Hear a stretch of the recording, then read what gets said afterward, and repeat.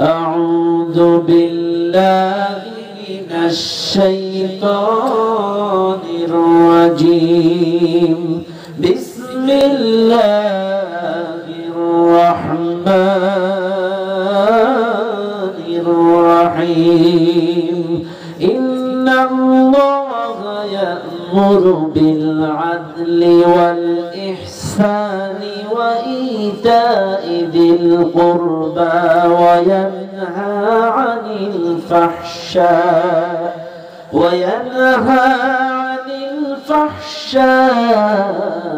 والمنكر والبغي يعظكم لعلكم تذكرون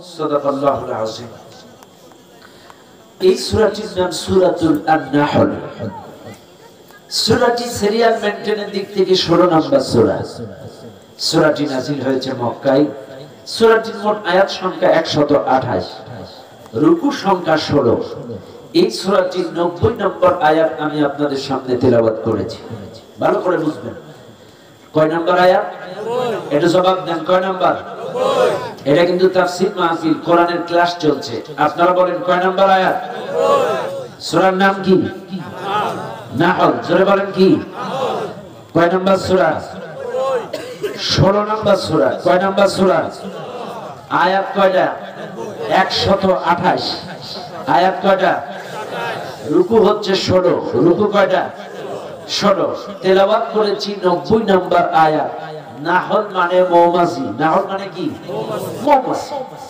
এখন আপনারা প্রশ্ন করতে পারেন যে হুজুর এত বড় একটা সূরা 128টা আয়াত এবং 16টা রুকু এত বড় একটা সূরার নাম আল্লাহ কেন মৌমাছি দিল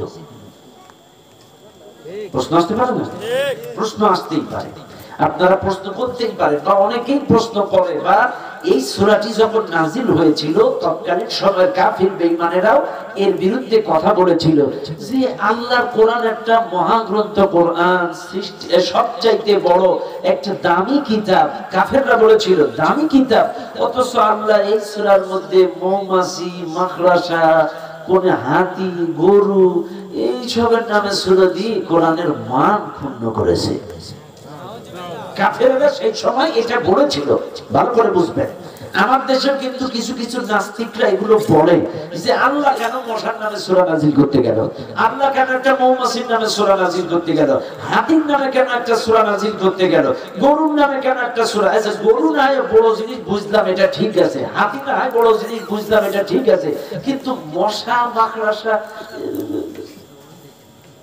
সিম্পল একটা ছোট্ট জিনিস কিন্তু শোনেন একটা সিম্পল কথা বলি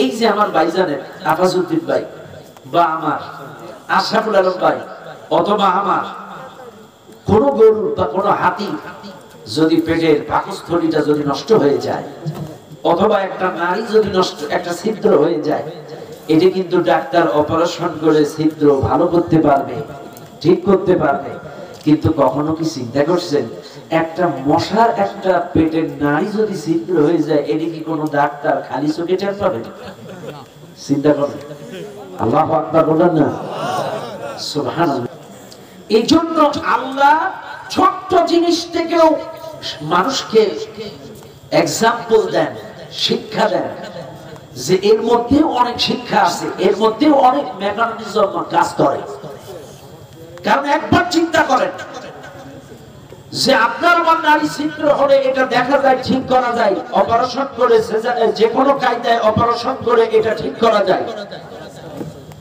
কিন্তু একটা মশার যদি নারী ছিদ্র হয় এর যদি পাকস্থলী নষ্ট হয় কেমনে কি করে ডাক্তার ঠিক করবে আল্লাহু আকবার এই জন্য আল্লাহ ছোট্ট জিনিসটাকেও ছোট করে দেখেন নাই আরে পিঁপড়ার কথাই কর মৌমাছির কথাই কর মৌমাছি কামড়াইলে মজা লাগে কর মজা লাগে রাত অনেক বেশি এই জন্য আমি বেশি বর্ণনা শানে নজরুল টুজুল বলবো না ডাইরেক্ট চলে যায় নাকি সম্মানিত ভাইরা সূরাটির নাম নাহল নাহল মানে মৌমাছি কি নাম নাহল নাহল মানে কি মৌমাছি যাই হোক এখন আসেন মূল আলোচনায় চলে যায় আমি আপনাদের সামনে যে আয়াতটি তেলাওয়াত করেছি এই আয়াতটা এখানকার সব মুসলমানদের মুখস্থ প্রশ্ন করবেন কিভাবে মুখস্থ? আপনারা জুমার নামাজ পড়েন না ভাই? পাঁচ ওয়াক্ত যারা নাও পড়ে অন্তত জুমার দিন সবাই পড়ে। আর জুমার দিন প্রত্যেকটা ইমাম সানি খুতবার মধ্যে এই আয়াতটা তেলাওয়াত করে, ইন্নাল্লাহা ইয়া'মুরু বিল আদলি ওয়াল ইহসান ওয়া ইতা'i যিল কুরবা ওয়া ইয়ানহা আনিল ফাহশাই ওয়াল মুনকারি ওয়াল বাগই ইয়া'iযুকুম লা'আল্লাকুম তাযাক্কারুন। যখন এই আয়াতটি পড়ে তখন কিন্তু অনেক মুসল্লি দেখবেন এরা কিছু বোঝে না খুতবার, কিন্তু এই জায়গাটায় আসলে মনে করে এইবার কাটা সোজা করতে হবে। ঠিক আছে না? এটা কিন্তু অনেকে বুঝে, খুতবা যে কি পড়ছে এটা বুঝে না, কিন্তু এই আয়াতটা পড়লে বুঝে যে এইবার খুতবা শেষ হয়েছে, এবার কাটা সোজা করা লাগবে। কিন্তু কখনোই আমরা বোঝার চেষ্টা করিনি যে এই আয়াতটির মধ্যে আল্লাহ তাআলা কি বলছেন। সূরা নাহলের 90 নম্বর আয়াত, অত্যন্ত দামি গুরুত্বপূর্ণ একটি আয়াত। এই আয়াতের মধ্যে আল্লাহ তাআলা তিনটা বিষয়ের আদেশ দিয়েছেন এবং তিনটা বিষয়ের নিষেধ করেছেন। জোরে কোন কয়টা? শুনবেন আপনারা, শুনবেন আপনারা, ভালো করে লক্ষ্য করেন। এই আয়াতটির মধ্যে আল্লাহ তাআলা তিনটা বিষয়ের আদেশ দিয়েছেন, আবার তিনটা বিষয়ের নিষেধ করেছেন। আদেশটা দিয়েছেন কে? নিষেধ করেছেন কে? এখন আসুন, প্রশ্ন হলো এই কোরআনটা যেই জামানায় নাজিল হলো, ওই যুগে যখন নাজিল হলো, সম্মানিত ভাই আমার, বাবাজিরা আমার, ভালো করে মনে রাখবেন বাগাজরের মুসলমান ভাইরা, বাবাজিরা আমার, নবী ওই যুগের মধ্যে যখন, এই যুগের মধ্যে আল্লাহ পাক যখন নবীজিকে পাঠায় দিলেন, আমার ভাইরা, ওই যুগটাকে বলা হতো অন্ধকার যুগ, জাহিলি যুগ, আইয়ামে জাহিলি যুগ বলা হতো। ওই যুগটাকে অন্ধকার যুগ বলা হতো। সেই যুগে আমার নবী আসলেন। আমার নবী ঈসা আলাইহিস সালামের পরে 610 বছরের একটা বড় গ্যাপ দিয়া আমার আল্লাহ এই দুনিয়ার মধ্যে আমার নবীজিকে নবুয়তি দিয়ে দিলেন। মনে রাখবেন দুনিয়ার মানুষ, আমার আল্লাহ সুবহানাহু ওয়া তাআলা ওই জামানায় যখন নবীজিকে পাঠালেন, ওই জামানাকে বলা হতো জাহিলি যুগ, অন্ধকার যুগ। এখন আপনাদের কাছে প্রশ্ন, ওই যুগটাকে জাহিলি যুগ বলা হলো কেন? ওই যুগে কি আলো জ্বলতো না? অন্ধকার যুগ কেন বলা হতো? আমরা সবাই জানি যে ওই যুগটাকে আইয়ামে জাহিলি যুগ, অন্ধকার যুগ বলা হতো। কেন? ওই সময় কি আলো জ্বলতো না? ওই সময় কি সূর্য উঠতো না? ওই সময় কি চাঁদ জ্বলতো না? চাঁদ উঠতো না। চাঁদ উঠতো, সূর্য জ্বলতো, সূর্য উঠতো, আলো জ্বলতো। তারপরেও কেন ওই যুগটাকে অন্ধকার যুগ বলা হলো? মনে রাখবেন, সেই যুগে পলতি দিয়া, বাতি দিয়া, আগুন দিয়া, তেল দিয়া, বাতি দিয়া, পলতি দিয়া আগুন জ্বালানো হতো। তবে আমাদের মতো হয়তো বা এখনকার মতো tube light, rod light, LED bulb হয়তো আধুনিক সিস্টেম সেই সময় ছিল না, কিন্তু ওই জামানায় আলো জ্বলতো। কিন্তু কেন ওই যুগটাকে অন্ধকার যুগ বলা হতো? তার অন্যতম কারণ, তার কারণ হলো অজ্ঞতার যুগ, অর্থাৎ জ্ঞানহীনতার যুগ। এদের জ্ঞান ছিল না। কি ছিল না? জ্ঞান ছিল না। সবই ঠিক ছিল, কিন্তু কি ছিল না? এজন্য বলা হতো জাহিলি যুগ। কন্যা শিশুদেরকে জীবিত পুঁতে ফেলতো। গোত্র গোত্র তাদের ক্ষমতা টিকায় রাখার জন্য মারামারি চালাতো।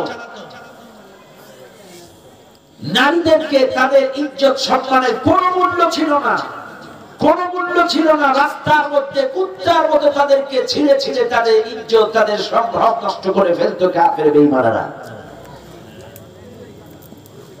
আরে ওই যুগটা কত অন্ধকার যুগ ছিল! ওই যুগটা ছিল ইহুদিদের যুগ, ওই যুগটা ছিল খ্রিস্টানদের যুগ। وقالت النصارى المسيح ابن الله وقالت اليهود عزير ابن الله। উযাইর আলাইহিস সালামকে এরা বলতো, ইহুদিরা কি বলতো? উযাইর আলাইহিস সালাম আল্লাহর সন্তান। নাউযুবিল্লাহ। এরপরে খ্রিস্টানরা বলতো ঈসা আলাইহিস সালাম আল্লাহর সন্তান। শুধু কি তাই? খ্রিস্টানরা আরো বলতো আল্লাহ আমাদের এক খোদা, ঈসা আলাইহিস সালাম আল্লাহর ছেলে খোদা, আবার বিবি মারিয়াম আল্লাহর বিবি, মারিয়াম হচ্ছে আল্লাহর বিবি খোদা। তার মানে খ্রিস্টানদের কিন্তু তিনটে খোদা। নাউযুবিল্লাহ। খ্রিস্টানদের খোদা কয়জন? তিনজন। এখনো তারা তাই মানে, আল্লাহ খোদা, বিবি মারিয়াম আল্লাহর বিবি খোদা, আর ঈসা আলাইহিস সালাম আল্লাহর ছেলে খোদা। নাউযুবিল্লাহি মিন যালিক। অথচ আমার আল্লাহ বলেন وقل الحمد لله الذي لم يتخذ ولدا আল্লাহ পাক বলেন প্রশংসা করো আমার, আর আমি আল্লাহ আমি কোন সন্তান জন্ম দেইনি, আমার কোন সন্তান নাই, আমার কোন সন্তানের প্রয়োজন নাই, আমার কোন সন্তান কি নাই নাই, আমার কোন সন্তান নাই। শুধু কি এই জায়গায়, আল্লাহ আরেক জায়গায় লাম ইয়ালিদ ওয়া লাম ইউলাদ, আমাকে কেউ জন্ম দেয়নি, আমিও আল্লাহ কাউকে জন্ম দেইনি। কথা বল না কেন? ও দুনিয়ার মানুষ, ছেলে মনে রাখবেন আপনারা প্রত্যেকটা কথা ভালো করেন। শুধু তাই নয়, ওই কুফার কুরাইশদেরও একটা উসুল ছিল, তারা ওই জামানায়, আমি আবারও বলছি, ওরা ম্যাক্সিমাম ছিল ইহুদি আর খ্রিস্টান। কুফার কুরাইশদের উসুল ছিল সকল ফেরেশতারা হলো আল্লাহর মেয়ে। নাউজুবিল্লাহ। তাই ইহুদিরা মনে করতো উযাইর আলাইহিস সালাম আল্লাহর ছেলে, আমাদের খোদা। খ্রিস্টানরা মনে করতো ঈসা আলাইহিস সালাম আল্লাহর ছেলে, আমাদের খোদা। আর যত ফেরেশতা আছে এগুলো হলো আল্লাহর মেয়ে। নাউজুবিল্লাহ। এই জন্য আমার আল্লাহ তার পরিচয় দিয়েছেন, কারণ প্রত্যেকটা জায়গায় বলেন কুল হুয়াল্লাহু আহাদ। আল্লাহু আকবার। আল্লাহ কয়জন? আর জোরে কোন কয়জন? ও দুনিয়ার মানুষ, এবার প্রত্যেকটা কথা একটু ভালো করে লক্ষ্য করেন। ওই দুনিয়ার মধ্যে আমার নবীজিকে যখন পাঠিয়ে দেওয়া হলো, আমার নবী যখন আসলেন, হুয়াল্লাযী বা'আথা ফিল উম্মিয়্যিনা রাসূলাম মিনহুম ইয়াতলু আলাইহিম আয়াতি ওয়া ইউযাক্কিহিম ওয়া ইউআল্লিমুহুমুল কিতাবা ওয়াল হিকমাহ। আল্লাহ পাক ওই নিরক্ষরদের মাঝ থেকে, উম্মীদের মাঝ থেকে একজন নবী নির্বাচিত করেছিলেন। এই নবীজিকে 4 দফা কর্মসূচি দিয়ে আল্লাহ দুনিয়ায় পাঠাইছিলেন। তার প্রথম নাম্বার কর্মসূচি হলো ইয়াতলু আলাইহিম আয়াতি। আল্লাহ পাক বলেছিলেন আমার কিতাবটা তেলাওয়াত করে এই দুনিয়ার মানুষদেরকে শোনাও। বলেন আল্লাহু আকবার। আমার নবীকে দুনিয়ায় পাঠানোর মূল প্রথম যে কর্মসূচি ছিল ইয়াতলু আলাইহিম আয়াতি, তাদেরকে তেলাওয়াত করে শোনাও। তার নবীর প্রথম কাজ ছিল তেলাওয়াত করে শোনানো। কিন্তু আমার দেশের মানুষ কোরআন তেলাওয়াত শোনেও না, পড়েও পড়ে। আল্লাহ আরেক জায়গায় বলেন ইয়া আইয়ুহার রাসূলু বাল্লিগ মা উনজিলা ইলাইকা মির রাব্বিক। হে রাসূল, তোমার কাছে যে কিতাবটা আমি নাজিল করেছি, এই কিতাব দিয়া তুমি তাবলীগ করো, এই কিতাব দিয়া তুমি এই দুনিয়ার মানুষদেরকে আমার দিকে ডাকো। বাল্লাগা ইউবাল্লিগু, প্রচার করো। আল্লাহ পাক বলেন বাল্লিগ মা উনজিলা ইলাইকা মির রাব্বিক, আমি যে কিতাবটা নাজিল করেছি এই কিতাব দিয়া এই দুনিয়ার মানুষদেরকে আমি রবের দিকে আহ্বান করো। যদি এই কিতাব দিয়ে না ডাকো, এই দুনিয়ার মানুষদেরকে যদি কোরআন প্রচার না করো, এই দুনিয়ার মানুষদেরকে কিতাবুন আনজালনাহু ইলাইকা লিতুখরিজান নাস মিনাজ জুলুমাতি ইলান নূর, এই কিতাব দিয়া যদি এই দুনিয়ার মানুষদেরকে অন্ধকার থেকে আলোর দিকে না ডাকো, ওয়া ইল্লাম তাফআল ফামা বাল্লাগতা রিসালাতা, নবী তোমার রিসালাতের দায়িত্ব পালন হবে না। তোমাকে আমি যে দায়িত্ব দিলাম এই কিতাবটা প্রচার করো, এই কিতাব দিয়ে তাবলীগ করো, এই দুনিয়ার মানুষদেরকে আমার দিকে ডাকো। কিন্তু এই দুনিয়ার মানুষ আজকের দিনের দাওয়াত দেয়, হকের দাওয়াত দেয়, সত্যের দাওয়াত দেয়, কালেমার দাওয়াত দেয়, কিন্তু কোরআন কথা বলেন। আমারে ভুল বুঝবেন না বাপ, আমারে ভুল বুঝবেন না। আমার আল্লাহ যখন ওয়াদাত দিলেন ইয়াতলু আলাইহিম আয়াতি, নবীর যে 4টা দফা কর্মসূচি ছিল, প্রথম নাম্বার হলো তেলাওয়াত করো। আমার নবী মক্কার কাফেরদেরকে একত্রিত করে বলেছিল, মক্কার কাফেরেরা, আমি যদি বলি পাহাড়ের কিনারায় লোক লুকায় আছে তোমাদের মারবে, এই কথাটা কি বিশ্বাস করবা? এরা বলেছিল হ্যাঁ বিশ্বাস করবো, তুমি তো আল আমিন, তুমি বিশ্বাসী, তুমি সাদিক, তুমি আল আমিন, তোমাকে 40 বছর চিনি, তুমি তো মিছা কথা বলতে পারো না, তোমাকে আমরা জানি, আজও বলবে না। রাসূল বললেন ইয়া আইয়ুহান নাস কুলু লা ইলাহা ইল্লাল্লাহ, হে মক্কার মানুষেরা পড়ে নাও লা ইলাহা ইল্লাল্লাহ, আল্লাহ ছাড়া ইজ্জত নাই, বিধানদাতা নাই, হুকুমদাতা নাই, মাবুদ নাই। যখনই এই কালিমার দাওয়াত দিলেন কোরআন দিয়ে, কি দিয়া? কোরআন দিয়ে। ইয়া আইয়ুহান নাস কুলু লা ইলাহা ইল্লাল্লাহ। কোরআন দিয়ে যখন দাওয়াত দিলেন, আবু লাহাবের পায়ের কাছে ছিল পাথরের টুকরা। পাথরের টুকরা রাসূলের দিকে ছুঁড়ে মেরে বলতেছে, তাব্বালাল্লাহু লাকা ইয়া মুহাম্মদ, ধ্বংস হও মুহাম্মদ। নাউযুবিল্লাহ। রাসূলকে পাথর ছুঁড়ে মারলেন, পাথরের আঘাতে মাথার কোণা, এই কপালের কোণা রাসূলের ফাটে গেল। আরে কোরআন দিয়ে দাওয়াত দেওয়ার অপরাধে রাসূল মার খাইলো। কোরআন দিয়ে দাওয়াত দেওয়ার অপরাধে রাসূলের দুটো মেয়েকে আবু লাহাব তার দুই ছেলের কাছ থেকে ডিভাইডেড করে তালাক দিয়ে দিল। কোরআন দিয়ে দাওয়াত দেওয়ার অপরাধে আল্লাহর নবীকে শিয়াবে আবি তালিবের পাহাড়িয়া জেলখানায় 3.5 বছর বন্দী করে রাখলো। আর আজকে আমরা দাওয়াত দিলে জামাই আদর পায়, প্রোটেকশন পায়, ভালো ভালো খানা পায়। তাইলে কি আপনার আমার দাওয়াত রাসূলের সাথে মিলতেছে না? আপনার দাওয়াত আমার দাওয়াত যদি নবীর সাথে মিলে যায়, নবী মার খাইছে, নবী কারাগারে গেছে, নবী জুলুমের নির্যাতনের শিকার হয়েছে, আপনাকেও তাই সইতে হবে। যার বাস্তব প্রমাণ আল্লামা মামুনুল হক, যার বাস্তব প্রমাণ আমির হামজা, যার বাস্তব প্রমাণ অনুসরণযোগ্য বড় বড় হক্কানি আলেম ওলামা, হক কথা বলার কারণে, কোরআনের তালিম তাফসীর করার কারণে আজকে তারা বন্দী কারাগারে। কথা বলেন ঠিক না ঠিক?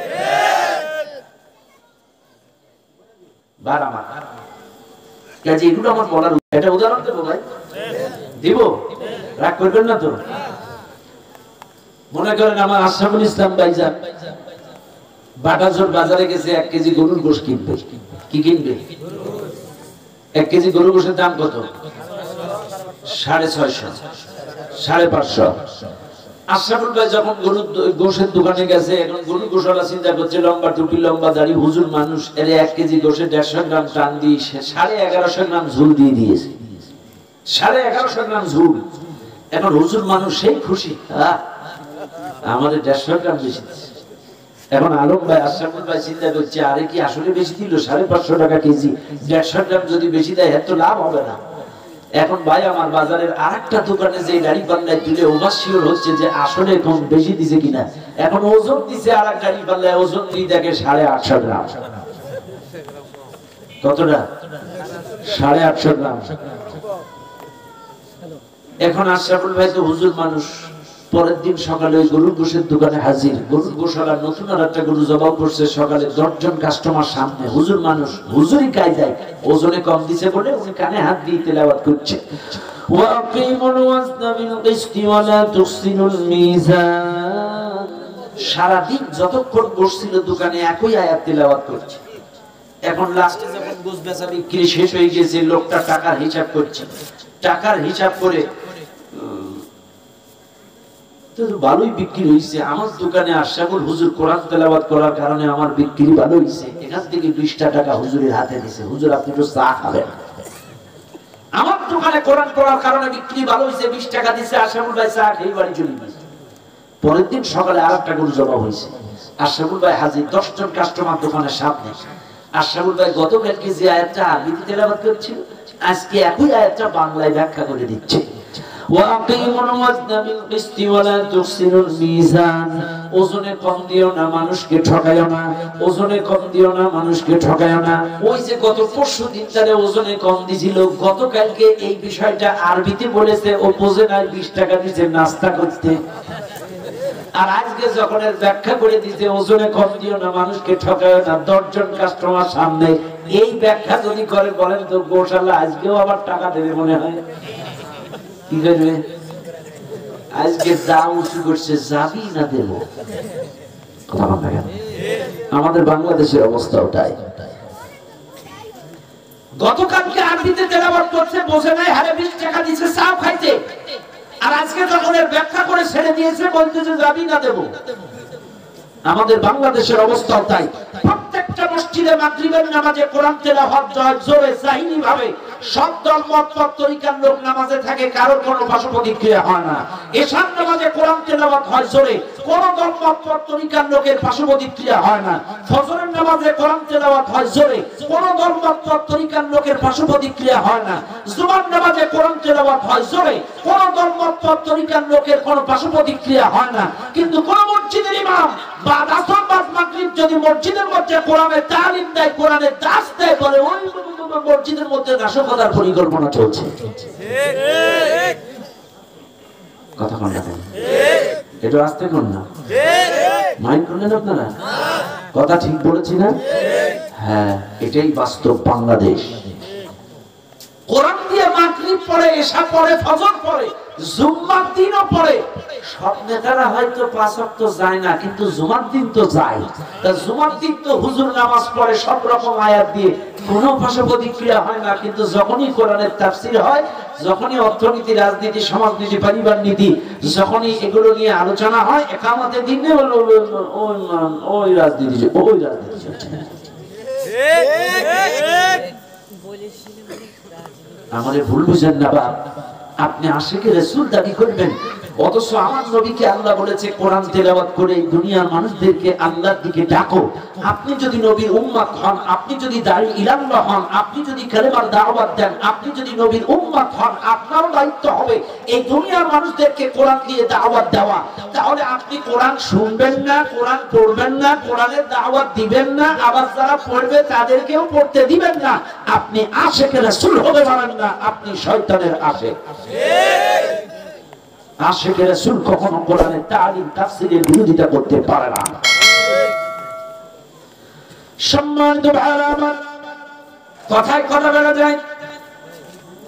এখন আছেন আল্লাহ পাক বলেন এই আয়াতের মধ্যে 3টা আদেশ আর 3টা কি নিষেধ।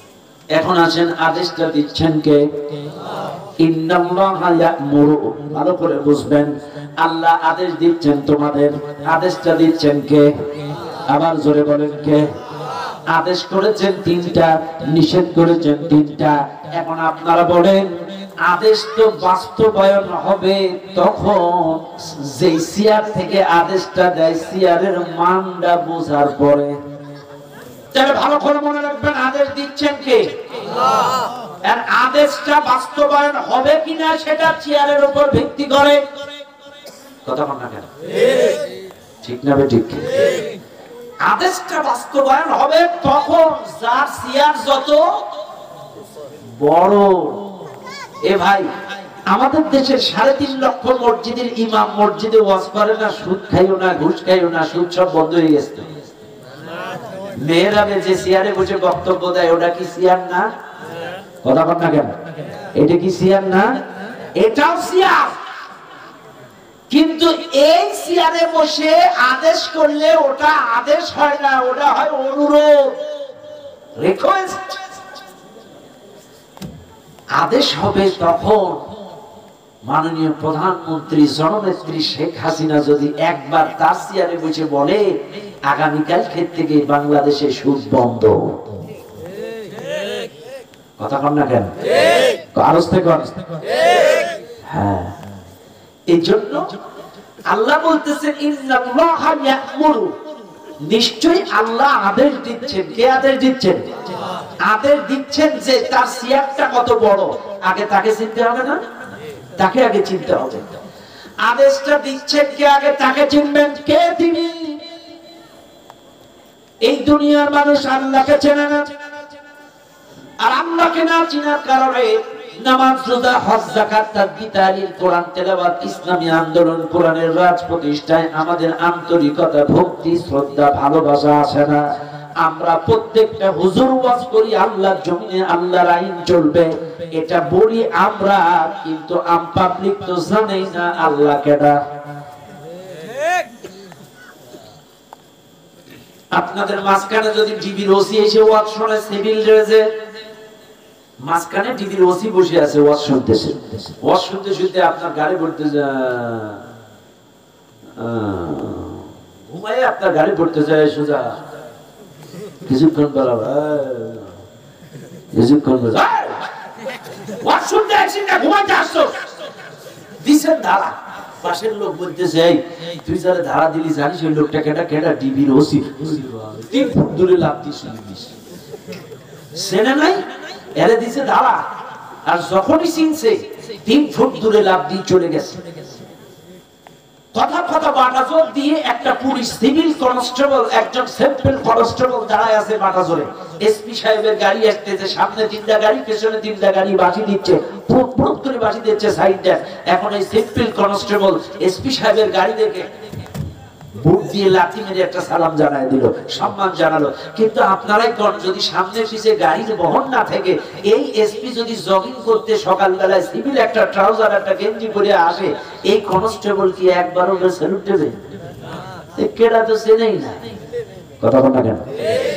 কাজী আল্লাহকে তাকে আগে চিনতে হবে, তাহলেই আল্লাহর আদেশটা আপনার মানতে আন্তরিকতা আসবে।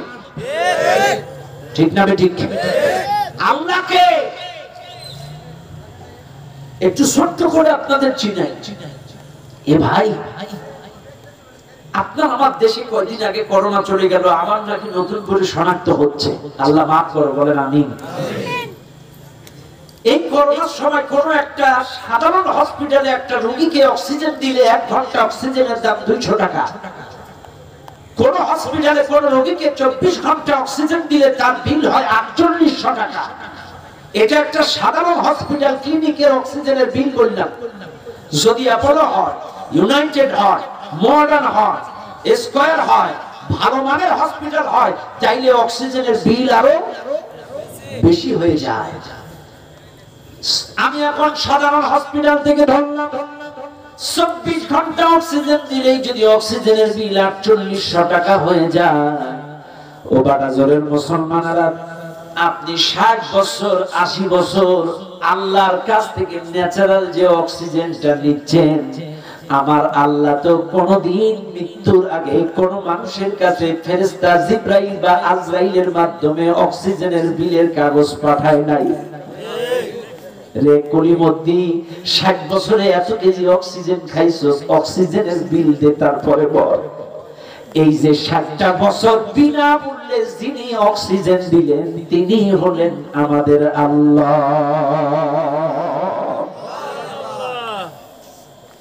এই যে কান, ইন্না সামাআ ওয়াল বাসারা ওয়াল ফুআদা, এই যে কান, চোখ, নাক, অঙ্গ প্রত্যঙ্গ আপনার শরীরের মধ্যে আছে, আপনি কি জানেন এই যে কানের মধ্যে, যে মানুষের যে কান আছে, এই কানের মধ্যে আল্লাহ এক একটা কানের মধ্যে 2 কোটি ইথার মেশিন সেট করে দিয়েছে। 2 কোটি ইথার মেশিন। তার মানে কি? আপনারা ভালো করে শুনবেন, ইথার মেশিন তার মানে এই কানের মধ্যে এমন একটা যন্ত্র আল্লাহ সেটআপ করে দিয়েছে, এক একজনের আওয়াজ আপনার কানে এক এক রকম বাজবে। ছোট্ট বাচ্চাটার আওয়াজ এক রকম বাজবে, স্বামীর আওয়াজ এক রকম বাজবে, স্ত্রীর আওয়াজ এক রকম বাজবে, শ্বশুরের আওয়াজ এক রকম লাগবে, বাইরের মানুষের আওয়াজ এক রকম লাগবে, দেওরের আওয়াজ এক রকম লাগবে, এক একজনের ডাক এক এক রকম লাগবে। এখন আপনারাই কোন, এই যে এক একজনের আওয়াজ এক এক রকম না লাগে, সবার ডাক যদি এক রকম লাগতো, তাহলে তো চোরেদের লাভ। আপনার স্বামীরা 3টের সময় বাড়িয়েছে, বলতে ওগো দরজা খোলো, এটা আপনার জানা আপনার স্বামীর কণ্ঠ। এখন চোরের কণ্ঠ যদি ওরা লাগতো, চোরও তো এসে বলতো ওগো দরজা খোলো। আল্লাহু আকবার। এই যে চোরের কণ্ঠ আর স্বামীর কণ্ঠ বোঝার ক্ষমতা আল্লাহ কানে দিয়ে দিলেন, ইনি হচ্ছেন আল্লাহ। ইনি হচ্ছেন আল্লাহ। আপনার নাকের কথাই বলেন, আপনার চোখ নাই, আপনার কি নাই? চোখ নাই। আপনার নাকে একবার আতর ধরলে আপনি বলে দিতে পারেন এটা আতর, আবার কিরোসিন ধরলেও বলে দিতে পারেন এটা কিরোসিন। এই যে ডিফারেন্স করার ক্ষমতা দিলেন, তিনি হচ্ছেন আল্লাহ। এইখানে দেখেন 4টা কবজা দিল, এখানে 4টা কবজা বিয়ারিং, এই জায়গায় একটা কবজা, এখানে একটা কবজা, এই জায়গায় একটা কবজা, আবার টোটাল মাথায় এই জায়গায় তুলতে হয়, এখানে একটা কবজা। এখন আপনারাই কোন, যদি আমরা মোড়ে মোড়ে বিয়ারিং কবজা সিস্টেম না করে দিই, যদি টানটানি সোজা করে দিত, ভাত তুলতেন কি করে গেলে? কথা বলা গেলে এই যে যেই মালিক এত সুন্দর করে আপনার হাতের মোড়ে মোড়ে কবজা বিয়ারিং দিল, তিনি হচ্ছেন আল্লাহ। ও দুনিয়ার মানুষ, এই জন্য আল্লাহকে চেনার দরকার আছে না নাই? আমার ভাইরা বাবাজিরা, আল্লাহ সুবহানাহু ওয়া তাআলা বলেন, আলাম তারা আন্নাল্লাহ ইন্নাল্লাহা ইয়াসজুদু লাহু মান ফিস সামাওয়াতি ওয়া মান ফিল আরদি। আল্লাহ পাক বলেন আসমানে যা কিছু আছে সব আমার সিজদা করে, এই দুনিয়ার মধ্যে যা কিছু আছে সব আমার সিজদা করে। জোরে বলেন সুবহানাল্লাহ। সকল জিনিস যারা সিজদা করে তিনি হলেন আল্লাহ। আপনারা বলবেন হুজুর জমিনের মধ্যে পাহাড় পর্বত গাছপালা আছে, হেরা আবার কেমনে সিজদা করে? আপনারা একটু চোখ বুলাইয়া দেখবেন একটা গাছের ছায়া কোন দিকে থাকে? আল্লাহু আকবার। গাছের ছায়া নিচে আছে না নাই? আরো জোরে কোন আছে না নাই? ও দুনিয়ার মানুষ, এই জন্য আপনাকে আমাকে বুঝতে হবে মুসলমান বাবাজিরা আমার, তিনি হলেন আমার আল্লাহ। আর আদেশটা দিতে পারেন তিনি, যার সিয়ার বড়। কারণ আমার আপনার নবী মক্কার জিন্দেগিতে 13টা বছর মক্কার জিন্দেগিতে ছিল। আমার নবী 13 বছর মক্কার জিন্দেগিতে থাকার পরে এই মক্কার জিন্দেগিতে আল্লাহর কোরআনের 88টা সূরা নাজিল হয়েছিল। একটু ভালো করে শুনে নেন, মক্কার জিন্দেগিতে এই কোরআনের 88টা সূরা মক্কায় নাজিল হয়েছিল। এই কোরআনে 114টা সূরা, 88টা সূরা নবীর 13 বছর, প্রথম 13 বছরে মক্কায় নাজিল হলো।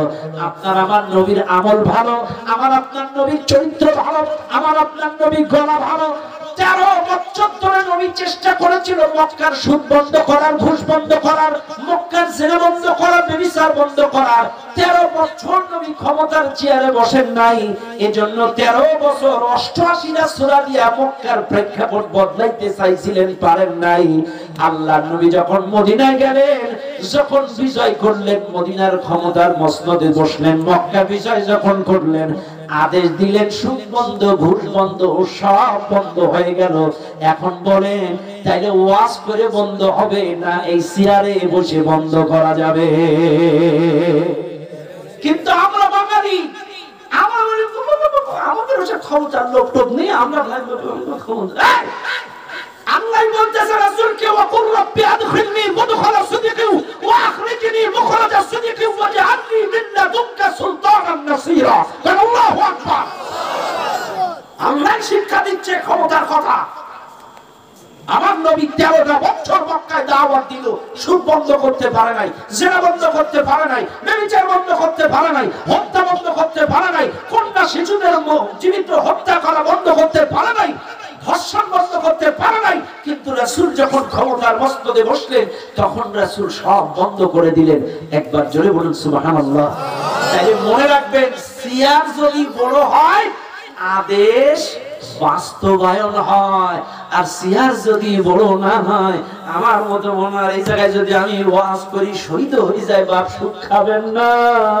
সুদের মধ্যে 73টা গুনাহ, 1 টাকা সুদের মধ্যে 73টা গুনাহ। সবচেয়ে ছোট গুনাহ মায়ের সাথে জিনা করা। আমার গলা দিয়ে যদি রক্ত বের হয়ে যায়, কেউ অন্যরা কথা বলেন না, কারণ এই সিয়ারের কোনো কথা বলেন না। আমার কথা কি আপনারা বুঝতেছেন? তাইলে আদেশ দিতে হবে কোন চেয়ারে বসে? বড় চেয়ারে বসে। এখন আদেশটা বাস্তবায়ন হবে চেয়ারের মাপকাঠি বুঝে, ঠিক না ঠিক? এখন আসেন, আল্লাহ বলতেছে ইন্নাল্লাহা ইয়া'মুরু, আল্লাহ আদেশ দিচ্ছেন। কি আদেশ দিচ্ছেন? শুনুন, 1 নাম্বার আদেশ বিল আদল, সুবিচার প্রতিষ্ঠিত করো। 2 ওয়াল ইহসান, সদাচার প্রতিষ্ঠিত করো। 3 ওয়া ইতাইদিল কুরবা, নিকট আত্মীয়দেরকে দান করো। তাহলে আদেশ 3টা বললাম।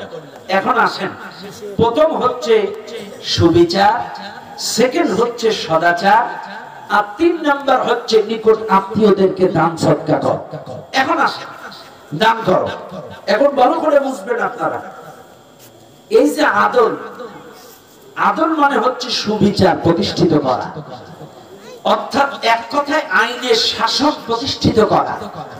আপনারা কি কখনো এই বাংলাদেশে আইনের শাসন দেখেছেন? কথা বলেন না। দেশ স্বাধীন হয়েছে দীর্ঘদিন, দেশ স্বাধীন হয়েছে দীর্ঘদিন, আইনের শাসন কি আপনারা এই দেশে দেখছেন?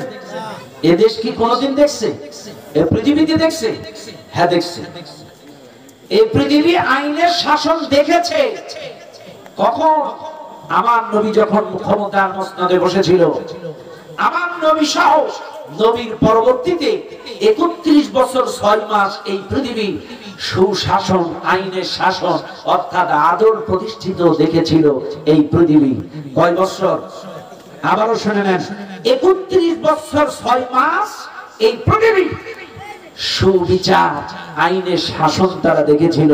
খলিফা ওমরের জামানায়, আবু বকরের জামানায়, ওসমানের জামানায়, আলীর জামানায়, আমার নবীর জামানায় ৩১ বছর ৬ মাস এই পৃথিবীতে আইনের শাসন ছিল।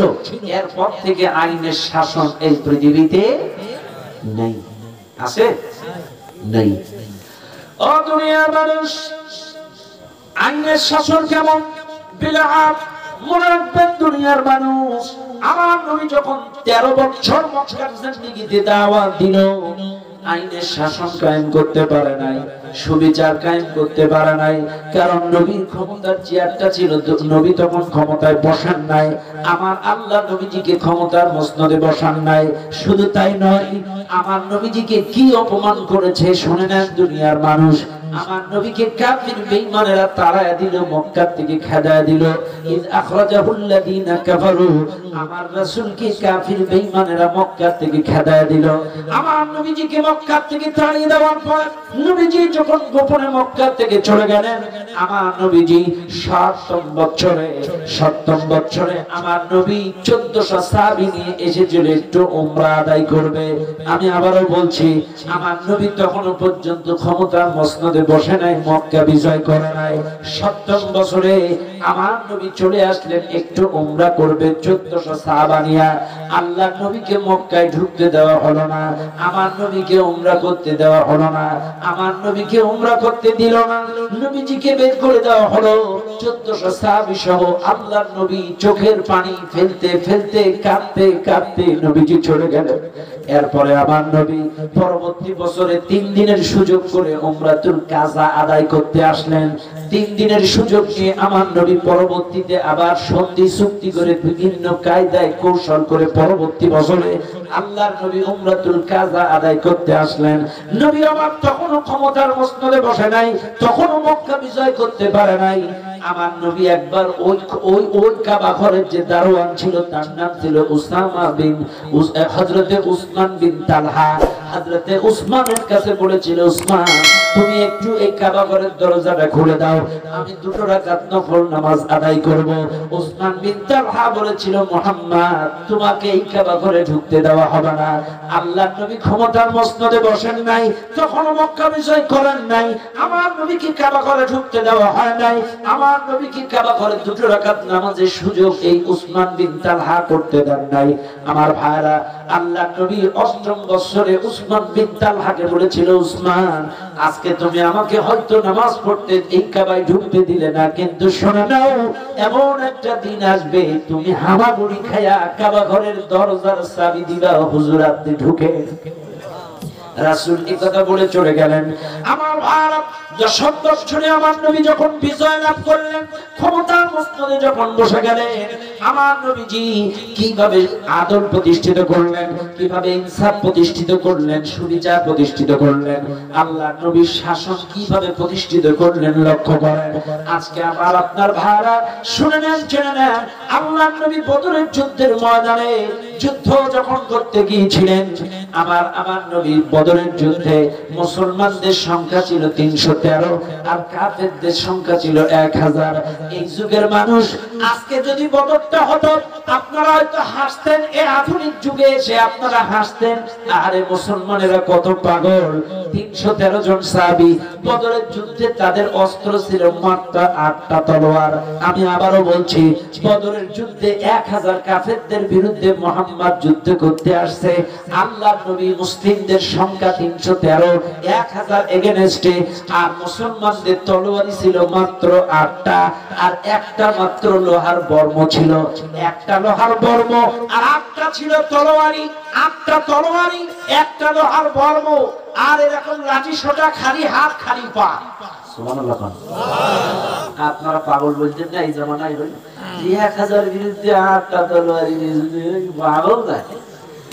অথচ আমার আল্লাহ বলেন ওয়ালাকাদ নাসারাকুমুল্লাহু বিবাদরিন ওয়া আনতুম আদিল্লাহ। আল্লাহু আকবার। আমার আল্লাহ বলেন আমি সাহায্য করেছিলাম বদরের ময়দানে। আমার আল্লাহ কোরআনুল কারীমের মধ্যে উল্লেখ করে দিয়েছেন আমার নবী বদরের যুদ্ধে 1000 2000 5000 3000 তিনবারে প্রমাণ দিয়েছেন আমি 5000 ফেরেশতা দিয়া বদরের যুদ্ধে সহযোগিতা করেছি। বলেন সুবহানাল্লাহ। বদরের যুদ্ধে হযরত খালিদ বিন ওয়ালিদকে যখন মক্কার কাফেররা অ্যারেস্ট হলো মুসলমানদের হাতে, শুনতেছেন আপনারা?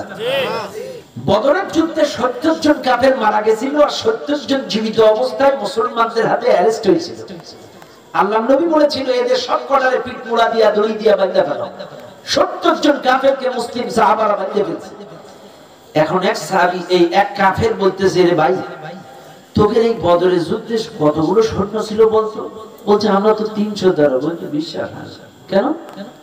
বলছে দেখ আমরা যেদিকে তাকাই সেদিকে দেখি আবু বকর, সেদিকে দেখি আবু বকর, সেদিকে দেখি আবু বকর, যেদিকে তাকাই সেদিকে দেখি খালিদ বিন ওয়ালিদ, খালিদ বিন ওয়ালিদ। আসলে তোদের সংখ্যা কত ছিল? আল্লাহু আকবার।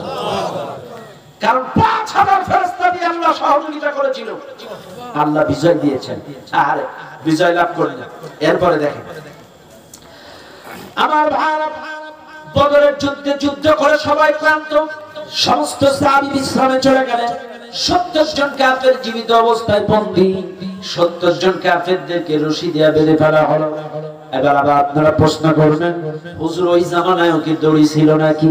ওই জামানায়ও রশি ছিল, কিন্তু ওই জামানার রশিটা ছিল খেজুর পাতার চাটাই মুড়ায় মুড়ায় রশি।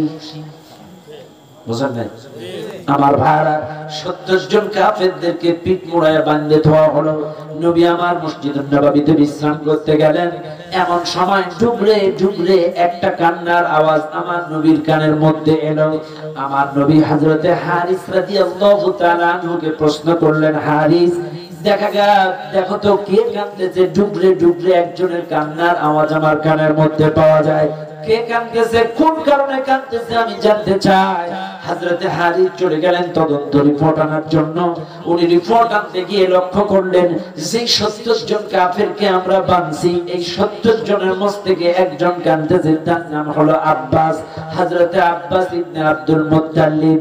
হযরতে আব্বাস ছিল নবীজির ছোট চাচা। আবারও বলি এই জায়গায় আপনাদের একটু ভাঙ্গে বলার দরকার, কারণ আব্বাস নবীজির ছোট চাচা ছিল। তখনও পর্যন্ত ইসলাম কিন্তু কবুল করে নাই। এই যে মক্কার কাফেররা 1000 বদরের মুসলমানদের বিরুদ্ধে লড়াই করতে যুদ্ধ করতে এসেছিল, এই 1000 এর মধ্যে নবীর ছোট চাচা আব্বাসও ছিল। তখনও কিন্তু ইসলাম কবুল করে নাই। যে 70 জন কাফের বন্দী হয়েছে এর মধ্যে আব্বাসও বন্দী হয়েছে। হযরত হারিস তদন্ত রিপোর্ট এনে নবীজির কাছে জমা দিল। ইয়া রাসূলুল্লাহ আপনি জিজ্ঞাসা করেছেন কে কাঁদতেছে, কোন কারণে কাঁদতেছে। ইয়া রাসূলুল্লাহ আমি লক্ষ্য করলাম আপনি 70 জনকে পিঠ মোড়া দিয়া রশি দিয়া বাঁধতে বলছেন, এর মধ্য থেকে যেই লোকটা কাঁদতেছে ইনি আর কেউ নয়, ইনি আপনার ছোট চাচা আব্বাস। উনি ছিলেন বনু হাশিম গোত্রের মানুষ, অত্যন্ত সুন্দর ফর্সা মানুষ।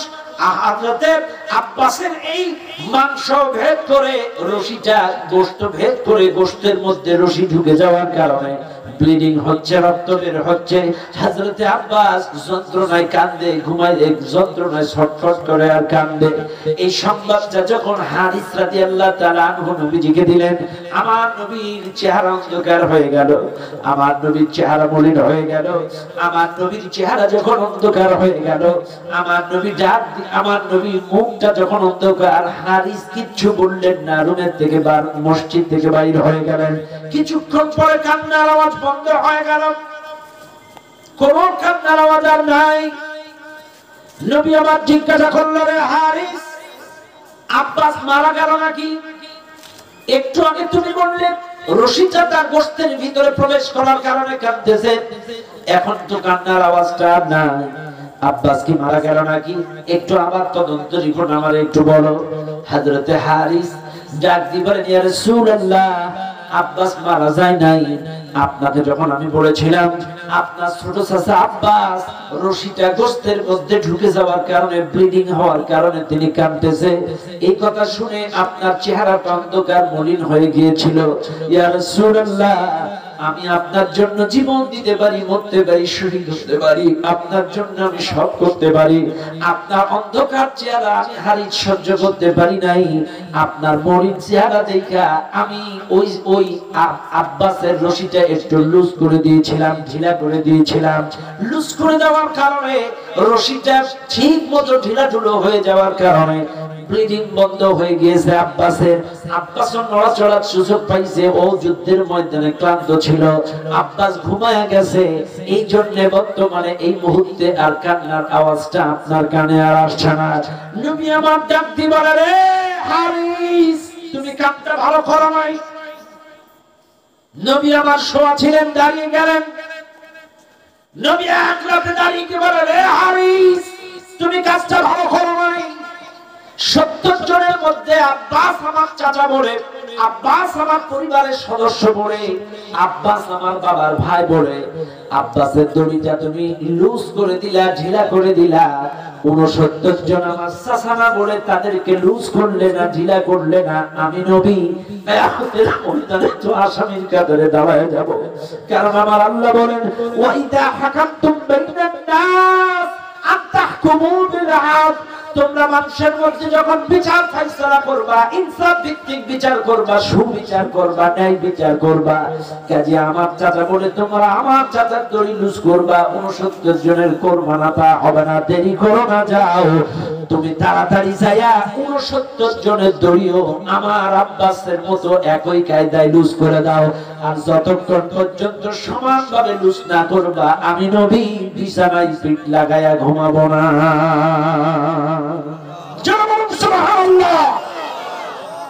এটা ছিল সুবিচার, এটা ছিল আইনের শাসন। আমার নবী তো ইচ্ছা করলে তার চাচার দড়িটা লুজ করে দিছে, এতে স্টপ থাকতে পারতো। ঠিক আছে, এর একটু ডিভিশন দাও, এর বাড়ির মধ্যে এনে একটু বিরিয়ানি ফুলুয়া খাওয়াও, বলতে পারতো না? কিন্তু এটা তো রাসূল করে নাই। সুবিচার কাকে বলে? আব্বাসের দড়িটা যেমন লুজ করছে, 69 জনের দড়িও লুজ করে দাও, এটার নাম আদল। শুধু কি তাই? ওই যুদ্ধের ময়দানে যে 70 জন কাফের বন্দী ছিল, 70 জনের মধ্যে নবীর আপন একটা জামাইও ছিল। শুনে নেন আজকে আপনারা, আদল কাকে বলে? যে 70 জন কাফের ওই যুদ্ধের ময়দানে অ্যারেস্ট হয়েছিল, এর মধ্যে অন্যতম আরেকজন ছিল নবীর জামাই, আপন জামাই, মা খাদিজার মেয়ে জয়নাবের স্বামী আবুল আস। আবুল আস জেলখানায় বন্দী ছিল। ভালো করে শুনেন আপনারা। এখন জয়নাব রাসূলের মেয়ে, আর রাসূলের মেয়ে জামাই, এই যুদ্ধে সে কাফেরদের 70 জনের মধ্যে একজন। এখন রাসূল যুদ্ধের পরে ঘোষণা দিয়ে দিছে, এই যে 70 জন বন্দী আছে, এদের মুক্ত করে দিতে পারি, উপযুক্ত মুক্তিপণ দিতে হবে। আর তা না হলে এই মদিনার 10 জন পোলাপানদের লেখাপড়া শিখাতে হবে, এর বিনিময়ে এক একজন কারাবন্দীকে মুক্তি দেওয়া হবে। ভালো করে শুনেন। হয়তো মনে করেন আমার ভাই জেলখানায়, এখন বলেছে এত দিতে হবে, ছেড়ে দেবো। আমাদের দেশে যেটা হয় আর কি, দেখবেন অনেক সময় লাইন ভাবে হয়, মামলা টামলা হওয়ার আগে ছেড়ে দেওয়া, না? কিন্তু তৎকালীন সময় মুক্তিপণের ব্যবস্থা ছিল, আযাব করার ব্যবস্থা ছিল। এটা শরিয়াত ভিত্তিক ভাবে রাসূল বলছে, হয় প্রয়োজনীয় মুক্তিপণ দিতে হবে, এই মুক্তিপণটা সরকারি কোষাগারে জমা হবে, আর তা না হলে মদিনার 10 জন পোলাপানকে লেখাপড়া শিখাতে হবে। এখন আবুল আসের টাকা পয়সাও নেই, আবুল আস লেখাপড়াও জানে না, আবার এদিকে রাসূলের জামাই। এই পৃথিবীতে কোন আদালত আছে আপন শ্বশুরের জেলখানায় আপন জামাই? আছে কেউ? কথা বল না কেন? দেখছেন আপনারা, শ্বশুরের জেলখানায় জামাই আসামি। আরে আমার দেশে তো এরকম নাই, বরং তো প্রেসিডেন্টের জামাই যদি কিছু করে, কোন পুলিশ তো পারেই যাবে না। কথা বল না কেন? ও পাশেই যাবে না। আদমকে আগে বলে লক্ষ্য করেন, আমার নবীর জেলখানায় আপন জামাই আরেস্ট, রাসূল বলল প্রয়োজনে মুক্তিপণ দিতে হবে, তা না হলে 10 জন বাচ্চাদেরকে লেখাপড়া শিখাইতে হবে। রাসূল ছেড়ে দিচ্ছেন না। এখন আমার দেশে দেখবেন আপনারা ভালো করে, যদি দলীয় লোক জেলখানায় যায়, এর দলীয় লোকের জন্য জেলখানায় বিয়ের ব্যবস্থাও আছে। কথা বল না? জেলখানার মধ্যে দলীয় লোকের বিবাহের ব্যবস্থা আছে, জেলখানার মধ্যে মহিলাদের ব্যবস্থা আছে। আর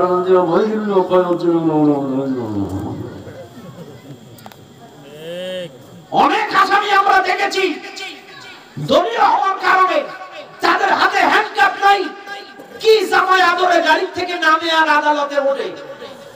আর পরিমণির কথাই কন, জেলখানা থেকে মেহেন্দি হাতে দিয়ে আসলো, যেন উনি বাসর ঘর থেকে বাইরে।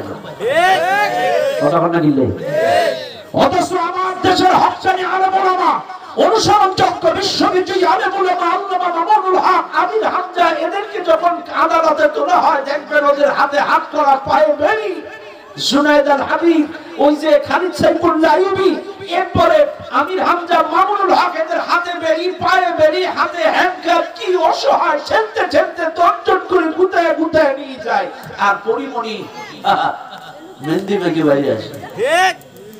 ওসি প্রদীপ কাকুর হাতে তো হ্যান্ডকাপ নেই। কথা বল না কেন? ওসি প্রদীপ কাকুর হাতে হ্যান্ডকাপ ছিল নাই, কি সুন্দর হাতে প্যান্টের মধ্যে হাত দিয়ে উনি যেন আদালতের থেকে আসতেছে। বাবা, অথচ আমার নবী কি ইনসাফ প্রতিষ্ঠিত করেছে, কি সুবিচার প্রতিষ্ঠিত করেছে। নবী জেলখানায় আপন জামাই বন্দী, মুক্তিপণ দিতে হবে, আর তা না হলে 10 জন পোলাপানকে লেখাপড়া শিখাইতে হবে মদিনার।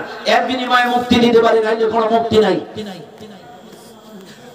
এখন রাসূলের কন্যার নাম কি? জয়নাব। জয়নাব মা খাদিজার মেয়ে। মা খাদিজার একটা শেষ সম্পদ ছিল ইয়ামেনি একটা মুক্তোর হার। ইয়ামেনি একটি মুক্তোর হার। দেখবেন মা যখন মারা যায়, মায়ের গহনা গাটিগুলো মেয়েরা ভাগ পায়, ছেলেরা ভাগ পায়। কাজী মা খাদিজার ওই ইয়ামেনি হাতটার ভাগ পেয়েছিল উম্মে জয়নাব। জয়নাব পেয়েছিল ওই হাতটার ভাগ। ভালো করে শুনবেন দুনিয়ার মানুষ, জয়নাব ভাগ পেয়ে, নবীজির কন্যা জয়নাব এই ইয়ামেনি হাতটার ভাগ পেয়েছিল। এটাই ছিল তার মায়ের শেষ স্মৃতি। জয়নাব চিন্তা করলো, আমার স্বামীর তো গোছালো কোনো সম্পত্তি, ব্যাংক ব্যালেন্স নাই, আমার স্বামী লেখাপড়াও জানে না, তাইলে তো ওই নবীর কারাগার থেকে, আমার বাবার কারাগার থেকে মুক্ত হতে পারবে না। তাইলে হয়তো বা প্রয়োজনে মুক্তিপণ দিতে হবে, আর তা না হলে 10 জনকে লেখাপড়া শিখাতে হবে। এটা হলো সত্য। এখন আমার স্বামী তো লেখাপড়াও জানে না, সম্পত্তিও নাই, তাইলে কি করা যায়? এইবার হযরতে জয়নাব তার মায়ের শেষ স্মৃতিটা ওই মুক্তোর হাতটা দিয়ে দিলেন। মুক্তোর হাতটা দিয়ে দিলেন, মুক্তোর হাতটা দিয়ে দিলেন তার দেওরের হাতে। তার দেওরের হাতে দিয়ে বললেন, যাও আমার বাবার কাছে যে এই হাতটা দাও, এই হারের বিনিময়ে তোমার ভাইকে মুক্ত করে আনো। আমার ভাই, এই জয়নাবের দেওর এই হাতটা নিয়ে রাসূলের দরবারে চলে গেলেন। তার ভাই আবুল আস, নবীজির আপন জামার মুক্তিপণের জন্য, আবুল আসের মুক্তির জন্য যখন চলে গেলেন জয়নবের দেওর, আল্লাহর নবীর কাছে ওই ইয়ামিনী হাতটা যখন জমা দিলেন, আল্লাহর নবী হাতটা থেকে বড্ড আবেগ আপ্লুত হয়ে গেলেন। আল্লাহর নবী এই হাতটা চিনে ফেললেন। আরে এটা আমার খাদিজার স্মৃতি, এটা আমার খাদিজার হার। রাসূল হাতটা দেখে বুঝতে পারলেন, চিনতে পারলেন। নবীজি আপসেট হয়ে গেলেন, আবেগ আপ্লুত হয়ে গেলেন। আমার বিবি খাদিজার শেষ স্মৃতিটা জয়নাব এটা মুক্তিপণ হিসাবে দিয়ে পাঠালেন। কারণ মনে রাখবেন, আমার নবী কি আদর, কি ইনসাফ, কি আইনের শাসন প্রতিষ্ঠিত করেছিল। নবীজি কোনো ছাড় দেয় নাই। ওই হাতটা ইচ্ছা করলে নবী তার স্ত্রীর হার হিসাবে তার কাছে রেখে দিতে পারতেন, অথবা তার মেয়ের কাছে ফেরত দিতে পারতেন। নবীজি বললেন, সাহাবারা এই হাতটা সরকারি কোষাগারে জমা দাও এবং এই হারের বিনিময়ে আবুল আসকে মুক্ত করে দাও। রাসূল সেই হাতটা ফিরত দিলেন না। এরপরে মুক্ত করে দেওয়ার পরে আমার নবী হযরত আবু বকর ওমর উসমান সাহাবা মাইন্দা বসে আছে আমার নবী যে ডাক দিয়ে বললেন ও আবু বকর ওমর ও আমার উসমান শুনে নাও আবু বকর ওমর উসমান শুনে নাও তোমরা শুনে নাও ওই যে হাতটা দেখতেছো এটা আমার স্ত্রী খাদিজার হার তার মেয়ের কাছে ছিল জয়নাব মুক্তিপণ হিসেবে তার স্বামীকে মুক্ত করে নিয়ে এই হাতটা দিয়ে গিয়েছে শুনে নাও আমার সাহাবারা তোমাদের কাছে আমার কোনো প্রেসার নাই তোমাদের কাছে আমার দাবিও নাই কিন্তু তোমাদের যদি এমনটা মনে হয় মায়ের স্মৃতি মেয়ের কাছে ফিরাইয়া দিবা যদি তোমরা চাও দিতে পারো না দিলেও না দিতে পারো এই ব্যাপারে আমার কোনো প্রেসার নেই সুবহানাল্লাহ এবার সাহাবা মাইন্ডা ডাক দিয়ে বলেন ইয়া রাসূলুল্লাহ খাদিজা হলো আমাদের মা জয়নাব হলো আমাদের বোন মায়ের স্মৃতি বোনের কাছে থাকবে এতে কোনো আইনের দরকার নাই আমরা স্বেচ্ছায় সজ্ঞানে মতামত দিলাম আপনি হাতটা ফিরাইয়া দেন প্রেসিডেন্ট অনুমতি নিয়ে ফেরত দিলেন কি আদল ছিল কি ইনসাফ ছিল কি সুবিচার আইনের শাসন ছিল শুধু রাসূলের জামানায় নয় রাসূলের জামানায় রাসূল যখন মদিনার রানিং প্রেসিডেন্ট কুরাইশ বংশের শাখা একটা গোত্র ছিল বনি মাখজুমের এক মহিলা চুরি করে ধরা খাইছে এখন রাসূল তো হাত কাটার আইন জারি করছে হাত কাটবে বাদ আসর মসজিদুন নববীতে আইন পাস হয়ে গেছে এখন রাসূলের যে পালিত পুত্র ছিল যায়েদের ছেলের মাধ্যমে এর নাম ছিল উসামা বিন যায়েদের কাছ দিয়ে মদিনার মসজিদের মুসল্লিরা সাহাবারা বলল আমরা তো রাসূলকে বলতে পারবো না উসামা বিন যায়েদ তুমি একটু তোমার দাদারে যাই রিকোয়েস্ট করো যেন এই উম্মে মাখজুম এই বনি মাখজুমের এই মহিলা বড় ভালো বংশীয় ঘরের মহিলা বড় ঘরের মহিলা যেন এর হাতটা না কাটে সাহাবারা উসামা বিন যায়েদের মাধ্যমে একটু সুপারিশ করে পাঠালো রাসূলের কাছে রাসূল ডাক দিলেন আমার সাহাবারা বেলাল কোথায় আনুমানিক সকাল 11টা 12টা তখন রক্ত হয় নাই 10-11টার সময় বেলালকে ডাক দেওয়া হলো বেলাল হাজির হয়ে গেল নবী ডাক দিয়ে বলে বেলাল তুমি আযান দাও বেলাল বলছে হুজুর এখন তো আযানের ওয়াক্ত হয় নাই আপনার মাথা কি ঠিক আছে নাকি হুজুর বলছে সব আযান নামাজের জন্য নয় কিছু আযান মানুষ ঐক্যবদ্ধ করার জন্য ঝড় তুফানের সময় কিছু আযান বাচ্চা কাচ্চা হওয়ার সময় কিছু আযান নামাজের সময় কিছু আযান তাহাজ্জুদের সময় স্থান কাল পাত্রে দেওয়া যায় কাজে এখন আন টাইমে যদি আযান দাও দূরদূরান্তে যতদূর আওয়াজ যাবে সবাই একত্রিত হয়ে যাবে একত্রিত করো হযরতে বেলাল আযান দিলেন সকাল আনুমানিক 10টা 11টায় আল্লাহু আকবার আল্লাহু আকবার আল্লাহু আকবার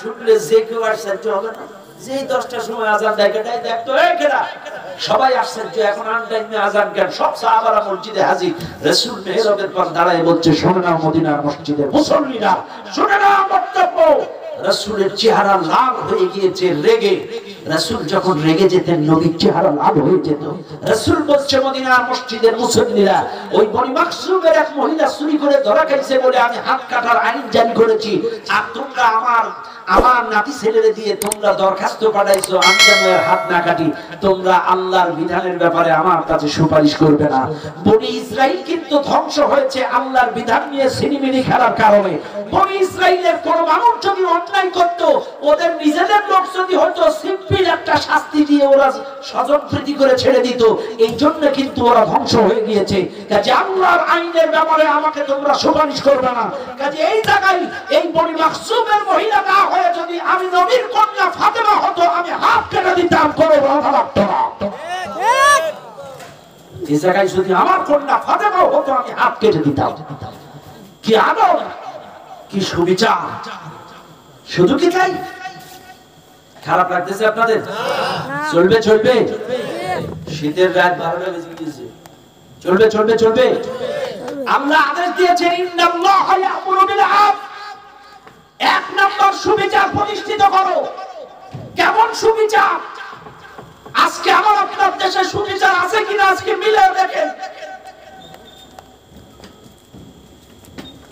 নিজের দলের লোকের সারা, আমি কিন্তু আমার বাংলাদেশের কথা বলছি, ইংল্যান্ডের কথা বলছি।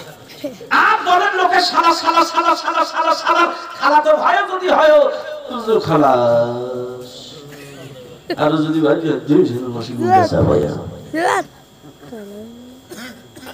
আর কি আইন ছিল, কি সুশাসন ছিল দেখেন। খলিফাতুল মুসলিমিন আমিরুল মুমিনিন হযরত ওমর যখন ক্ষমতার মসনদে বসলেন, শুনেন আপনারা তথ্যগুলো নিয়ে যান, লিখে নিতে পারেন। হযরত ওমর যেন তেন প্রেসিডেন্ট ছিল না। আমার বাংলাদেশ তো ৫৬,০০০ বর্গ মাইলের দেশ, কিন্তু খলিফাত ওমর ৩২ লক্ষ বর্গ মাইলের প্রেসিডেন্ট ছিলেন হযরত ওমর। কত লক্ষ? ৩২ লক্ষ বর্গ মাইলের প্রেসিডেন্ট ছিলেন হযরত ওমর।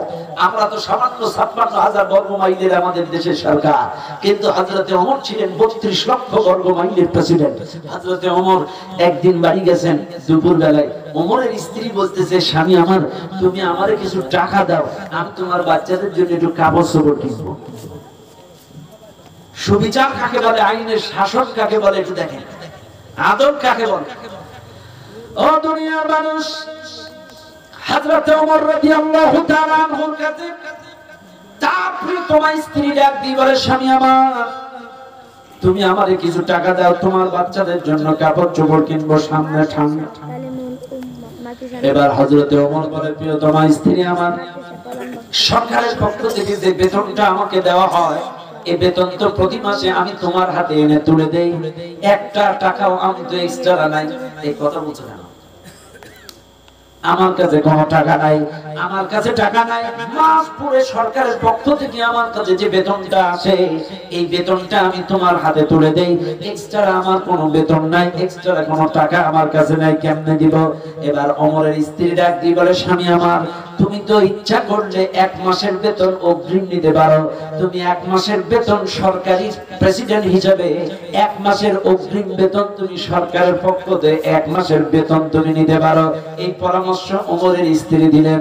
হযরতে ওমর বলছে, এটা তো ভালো কথা, অগ্রিম তো নেওয়া যায়, এটাতে কোনো সমস্যা নাই। হযরতে ওমর দেরি করলেন না, চলে গেলেন তার দরবারে চলে গেলেন। রাজ দরবারে চলে যাওয়ার পরে এই দরবারের তৎকালীন সময়ের অর্থমন্ত্রীর দায়িত্ব ছিল হযরতে আবু উবাইদা রাদিয়াল্লাহু তাআলা। হযরতে আবু উবাইদা ছিলেন অর্থ মন্ত্রণালয়ের দায়িত্ব।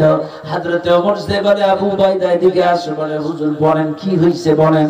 বলে, আবু উবাইদা, আমার বাচ্চাদের কাপড় চোপড় কিনবো, তুমি আমারে সরকারের যে কোষাগার আছে, তোমার যে অর্থ মন্ত্রণালয় আছে, ওই অর্থ মন্ত্রণালয় থেকে আমাকে ১ মাসের বেতন অগ্রিম দাও। আবু উবাইদা কিন্তু অর্থমন্ত্রী, প্রেসিডেন্ট কে? সুবহানাল্লাহ। প্রেসিডেন্ট লোন চাচ্ছে অর্থমন্ত্রীর কাছ থেকে। আবু উবাইদা বলে, ওমর আমিরুল মুমিনিন, আমি আপনাকে ১ মাসের অগ্রিম বেতন দিতে পারি যদি দুটো শর্ত আপনি আমারে লিপিবদ্ধ করে দিতে পারেন।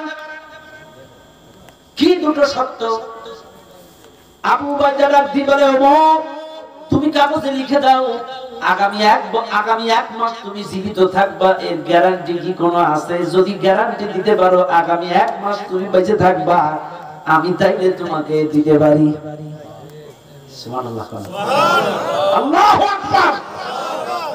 আগামী ১ মাস যে তুমি জীবিত থাকবা, এর একটা গ্যারান্টি দাও, আমারে সিগনেচার করে দাও, তাই আমি তোমারে দিব। ওমর বলছে, না, ১ মাস যে আমি বাঁচবো এর তো কোনো গ্যারান্টি নাই। ওমা তাদরি নাফসুন বিআইয়ি আরদিন তামুত, কার মৃত্যু কখন কোন জায়গায় কোন অবস্থায় হবে এই দুনিয়ার কোনো মানুষ জানে না। কাজে আমি তোমারে কেমনে বলবো আমি ১ মাস জীবিত থাকবো?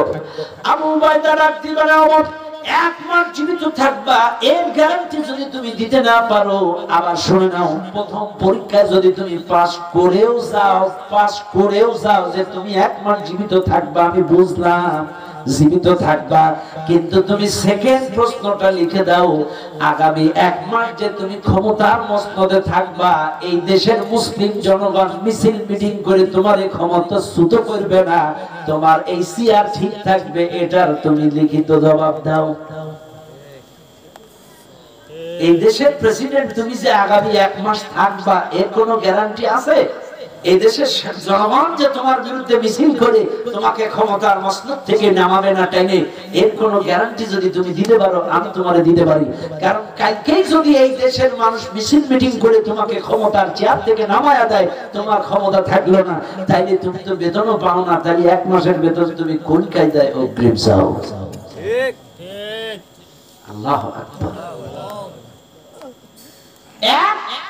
তুমি 1 মাস বাঁচবা এর গ্যারান্টি যদি দিতে পারো, 2 তুমি যে আগামী 1 মাস এই চেয়ারে বসে থাকতে পারবা প্রেসিডেন্ট হিসেবে এর দলিল দাও। আর কি সুবিচার দেখে, প্রেসিডেন্ট যাচ্ছে অর্থমন্ত্রীর কাছে, আর অর্থমন্ত্রী শর্ত দিয়ে দিল, টাকা দিল না, টাকা দিল না। অথচ আমাদের দেশে যদি এরকম হয়, যদি প্রেসিডেন্ট যদি বলে তুমি আমাকে কিছু টাকা দেবো, আপনি প্রেসিডেন্ট, ব্যাংক তো সব আপনার, আপনি দুটো দেন আমার একটা দেন, ভাগ করি খায়। কথা বল না কেন? অথচ হযরত ওমরকে লোন দিলেন না, টাকা দিলেন না 1 মাসে। কি সুশাসন, কি আইনের শাসন, কি আদল ছিল! এর নাম হলো মিলাদ। এটা ছিল আইনের শাসন। শুধু কি তাই, রাসূল যখন ক্ষমতার মসনদে বসলেন, মা ফাতেমা যে বলতেছে, আব্বা আমার হাতের মধ্যে সব কাম করে করে শক্ত হয়ে গেছে, কালো দাগ পড়ে গেছে। আব্বা আমার বাড়ির পাশে কোনো মিষ্টি পানি নাই, পানি আনার জন্য অনেক দূরে যেতে হয়। কূপ থেকে পানি তুলে একটা জারির মধ্যে রেখে মাজায় দড়ি দিয়ে ওই পাত্র টানতে টানতে আনতে হয়। আমার মাজায় সব দাগ পড়ে গেছে, আব্বা আমি দুর্বল হয়ে গেছি, আমি কাম করতে পারছি না। আপনার তো সরকারের পক্ষ থেকে একটা কর্মচারী, একটা দাসী, আপনি প্রেসিডেন্ট হিসাবে আমাকে একটা কর্মচারী, একটা দাসী, একটা কৃতদাস আমারে দেন। আপনার সরকারের আন্ডারে তো অনেক কর্মচারী, অনেক দাস দাসী, অনেক চাকর, আপনি আমার একটা দেন, আমি আর কাম করতে পারতেছি না। আল্লাহর নবী তারা দিলেন না। ফাতেমা বাড়ি চলে গেলেন। রাতের বেলায় এশার নামাজের বেশ কিছুক্ষণ পরে আলীও শুয়ে আছে, ফাতেমাও শুয়ে আছে। আমার নবী মদিনার প্রেসিডেন্ট, শুনে নেন, আমার নবী মদিনার প্রেসিডেন্ট, আর সরকারের আন্ডারে অনেক গোলাম চাকর চাকরানি দাস দাসী থাকে, কিন্তু নবী তার মেয়েকে দাস দাসী কর্মচারী দিলেন না। নবীজি রাতের বেলায় তার বাড়ি চলে গেলেন। ফাতেমার বাড়ির দরজায় যে ডাক দিলেন, মা ফাতেমা বাড়ি আসো, দরজা খোলো। হযরতে ফাতেমা শুয়ে আছেন। নবীজি সালাম দিয়ে অনুমতি সাপেক্ষে ডাক দিলেন, ঘরের মধ্যে ঢুকলেন। দেখেন ফাতেমাও বসে পড়েছে, আলীও বসে পড়েছে, বিছানায় তারা শুয়ে আছে। একটু রাত গভীর হওয়ার কারণে স্বামী স্ত্রী পাশাপাশি শুয়ে আছে। ফাতেমাও বসছে, আলীও বসছে। নবী আমার বলে, আলী উঠা লাগবে না, ফাতেমা বসা লাগবে না, তোমরা যেমনি আছো তেমনি শুয়ে থাকো। নবী আমার কেমন নবী, নবী আমার আলী আর ফাতেমার মাঝখানে যে বসে পড়লেন, কেমন জামাই আর কেমন শ্বশুর, কেমন মেয়ে। নবী আমার আলী আর ফাতেমার মাঝখানে যে বসে পড়লেন। হযরতে আলী বলেন, আমার নবীর পায়ের হাঁটুটা, এই হাঁটুটা আমার বুকের মধ্যে লেগে গেল, এমন ভাবে আমাদের মধ্যে ক্লোজ হয়ে বসলো। নবী আমার ডাক দিয়ে বললেন, ফাতেমা কেবলমাত্র আমি মদিনার মসনদে ক্ষমতায় বসেছি, কেবলমাত্র আমি এই ক্ষমতার চেয়ারে আমি বসেছি গো মা। এখনো পর্যন্ত এই দেশের সকল নাগরিককে দাস দাসী দিতে পারি নাই, এই দেশের সকল নাগরিককে নাগরিকত্ব সুবিধা এখনো পর্যন্ত দিতে পারি নাই, এখনো পর্যন্ত আমি সরকারি সবকিছু বুঝে উঠতে পারি নাই গো মা। এর আগে যদি তোমাকে আমি একটা দাসী দিয়া দেই, তাইলে বলবে স্বজন প্রীতি, মেয়ে বলে তাকে দাসী দিতে, এটা আইনের অপব্যবহার, ক্ষমতার অপব্যবহার। ওরে মা, আমি আমার ক্ষমতার অপব্যবহার করতে পারবো না, কারণ তুমি যেমন এদেশের নাগরিক, এদেশে অসংখ্য নাগরিক আছে, সকল নাগরিককে আমি এখনো দাস দাসী দিতে পারি নাই, তোমাকে দিলে এটা আইনের অপব্যবহার। মারে মা, আমি তোমাকে দাসী দিতে পারবো না, এর চাইতে আমি তোমার একটা আমল শিখাই দেই। সুবহানাল্লাহ, আল্লাহু আকবার, বেশি বেশি করে আমল করো।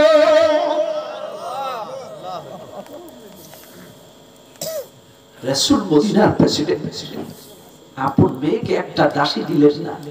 কি আইনের সুশাসন, কি আইনের শাসন প্রতিষ্ঠিত করেছিল আমার নবী, কি সুশাসন প্রতিষ্ঠিত করেছিল আমার নবী।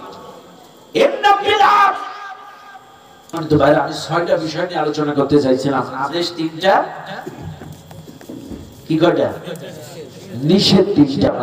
তবে যতটুকু আলোচনা করেছি, যা করেছি, প্রত্যেকটা আলোচনা আল্লাহ তাআলা আপনাকে আমাকে বাস্তব জীবনে আমল করে ইহকালের শান্তি পরকালের মুক্তি অর্জন করা তৌফিক দান করুন, বলেন আমিন।